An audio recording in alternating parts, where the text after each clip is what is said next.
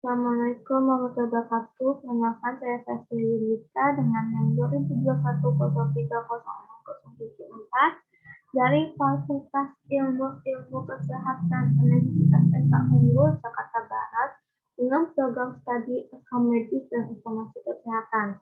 Hari ini saya akan mempresentasikan karya tulis ilmiah saya yang disebut Organisasi Pelayanan Kesehatan.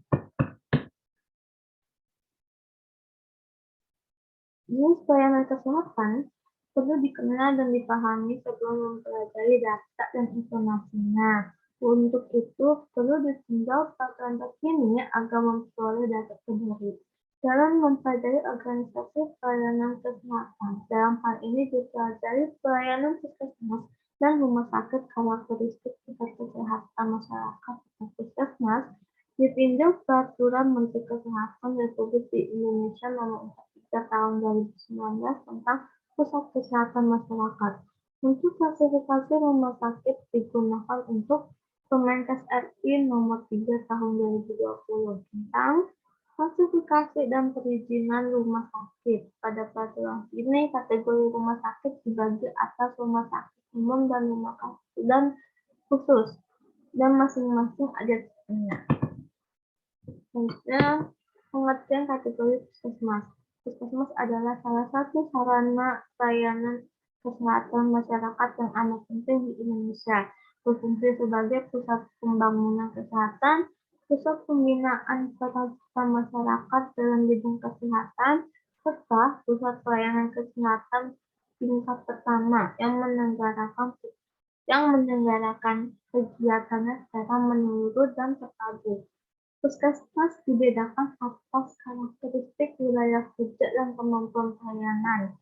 Yang membedakan pelayanan rumah sakit dan juga puskesmas yaitu pelayanan pada puskesmas mengutamakan pelayanan masyarakat, ada juga pelayanan perorangan. Di sini Permenkes Nomor 43 Tahun 2019 Permenkes Nomor 43 Tahun 2019 menjelaskan beberapa pengertian. Salah satunya yaitu puskesmas adalah fasilitas pelayanan kesehatan yang menyelenggarakan upaya kesehatan masyarakat dan upaya kesehatan perorangan tingkat pertama dengan lebih mengutamakan upaya promosi dan preventif di wilayah kerja. Selanjutnya ada beberapa prinsip penyelenggaraan puskesmas, salah satunya yaitu mengikuti paradigma kesehatan dan pertanggungjawaban wilayah. Selanjutnya ada penyelenggara puskesmas berdasarkan karakteristik wilayah kerja. Berdasarkan karakteristiknya, puskesmas dapat dibagi menjadi beberapa kawasan, yaitu kawasan perkotaan, pedesaan, kawasan terpencil, dan sangat terpencil.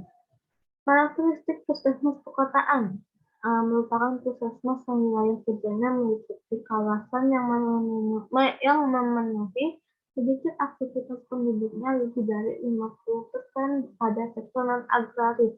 Pelayanan yang dimiliki oleh puskesmas perkotaan salah satunya yaitu memprioritaskan pelayanan UKM. Selanjutnya ada puskesmas pedesaan.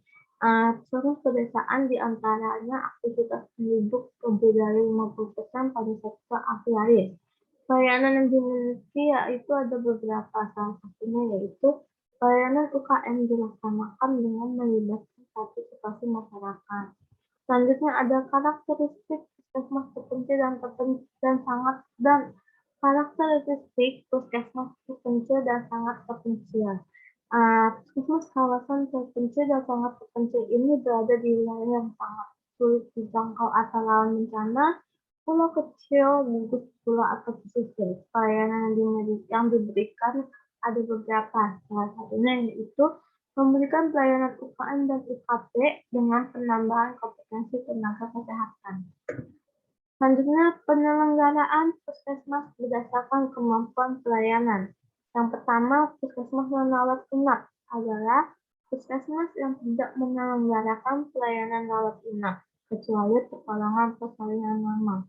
Puskesmas yang rawat inap menyelenggarakan salah satunya yaitu ada pelayanan rawat inap. Selanjutnya, puskesmas rawat inap Puskesmas rawat inap merupakan puskesmas yang diberi tambahan sumber daya, pelayanan persalinan normal, dan pelayanan rawat inap, dan juga pelayanan kesehatan lainnya. Selanjutnya, bentuk rumah sakit. Rumah sakit adalah institusi pelayanan kesehatan yang menyelenggarakan pelayanan kesehatan keuangan secara paripurna yang menyediakan pelayanan rawat inap, rawat jalan, dan rawat darurat. Bentuk rumah sakit dibagi atas tiga, yaitu ada rumah sakit statis, bergerak, dan juga rumah sakit lapangan. Rumah sakit statis merupakan rumah sakit yang didirikan di suatu lokasi yang bersifat permanen untuk jangka waktu lama dalam menyelenggarakan pelayanan kesehatan perorangan secara paripurna yang menyediakan pelayanan rawat inap, jalan, dan rawat darurat. Selanjutnya, rumah sakit bergerak merupakan salah satu rumah sakit yang siap guna dan bersifat sementara dalam jangka waktu tertentu dan dapat dipindahkan dari satu lokasi ke lokasi lain. Selanjutnya ada rumah sakit lapangan adalah sebuah unit medis besar yang bergerak untuk sementara menangani korban di tempat sebelum korban dapat dipindahkan secara aman ke fasilitas rumah sakit permanen. Selanjutnya ada kategori rumah sakit berdasarkan jenis pelayanan. Rumah sakit umum maupun rumah sakit khusus dibedakan atas tipe atau kelas. Tiap tipe kelas dibedakan pada jenis pelayanan, SDM, peralatan, administrasi, dan manajemen. Rumah sakit umum terdiri dari tipe A, B, C, dan D. Sedangkan rumah sakit khusus terdiri dari tipe A, B, C. Rumah sakit umum adalah rumah sakit yang memberikan pelayanan kesehatan pada semua bidang dan jenis penyakit. Pelayanan yang diberikan rumah sakit umum yaitu salah satunya ada pelayanan medis dan penunjang medis. Selanjutnya, pelayanan medis dan penunjang medis di rumah sakit umum. Ini ada beberapa. Salah satunya itu dari pelayanan medis. Di sini juga ada beberapa pelayanan keperawatan dan kebidanan pada rumah sakit umum. Salah satunya yaitu rumah sakit keperawatan.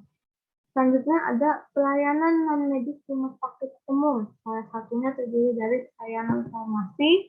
Selanjutnya ada SDM rumah sakit umum. Terdiri dari salah satunya yaitu tenaga gizi. Selanjutnya ada tenaga medis. Salah satunya terdiri dari dokter dan dokter gigi. Selanjutnya rumah sakit khusus adalah rumah sakit yang memberikan pelayanan utama pada satu bidang atau satu jenis penyakit tertentu berdasarkan disiplin ilmu, golongan umur, atau organ atau jenis penyakit. Rumah sakit umum mempunyai karakteristik sebagai berikut. Salah satunya yaitu ada memberikan pelayanan utama pada satu bidang. Selanjutnya ada jenis rumah sakit umum. Di sini ada beberapa. Salah satunya yaitu ibu dan anak. Pelayanan medis dan penunjang medis rumah sakit khusus. Salah satunya terdiri dari pelayanan medis umum. Selanjutnya ada pelayanan keperawatan dan kebidanan rumah sakit khusus. Salah satunya terdiri dari asuhan keperawatan generalis. Selanjutnya ada pelayanan non-medis rumah sakit khusus. Salah satunya terdiri dari pelayanan farmasi. Selanjutnya ada SDM rumah sakit khusus terdiri dari beberapa. Salah satunya itu tenaga medis.